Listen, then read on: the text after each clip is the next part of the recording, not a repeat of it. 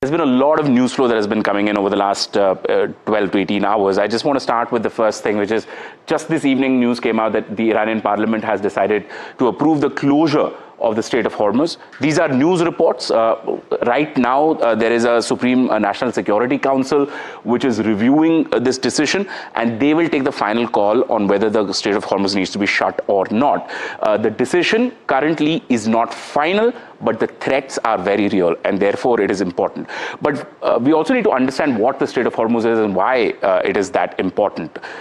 It's about a 33-kilometer wide, narrow water body, very, very narrow. 33 kilometers wide is a small space for ships to move, and it runs between Oman and Iran. And this space, as you can see, it's quite a massive choke point for global trade. It connects Iraq, Kuwait, Saudi Arabia, Bahrain, Qatar, and UAE with the Arabian Sea and other parts of the world, and therefore it's a crucial point from which trade takes place. It allows for about 27% of the global oil movement. It also allows about 20% of the global LNG trade movement, and therefore these routes therefore become that much more important for the global energy needs. Qatar, which is the world's largest LNG exporter, liquefied natural gas exporter, sent about 19% of its exports through the strait in 2024. So for Qatar, it's also that much important.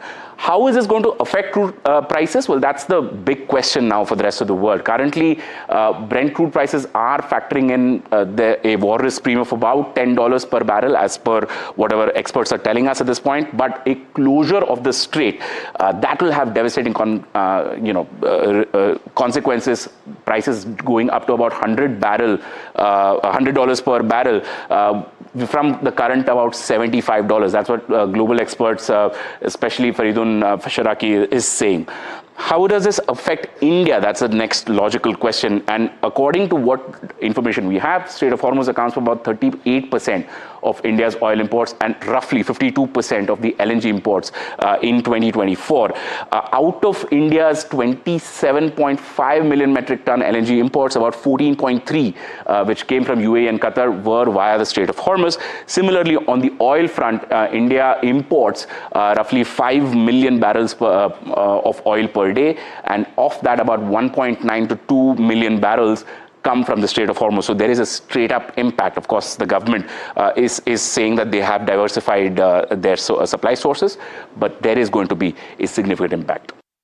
Sources are saying at this point of time that being an extremely sensitive sector, even a limited disruption shoot up the global crude prices, and being the unprecedented closure which never happened in past is going to have a clear impact on the India growth outlook as well. So what cautioning here is coming from the top sources in the government that if the disruption extends over a week's time, it could nothing less than blow to the global economy, and India is not insulated from that blow. So there will be a clear impact on the growth as well. So, however, government is clearly saying that there is nothing as such alarming at this point of time. However, the contingency planning is underway. So two options which the government sources are saying, and they may contemplate if the crude prices breaches 105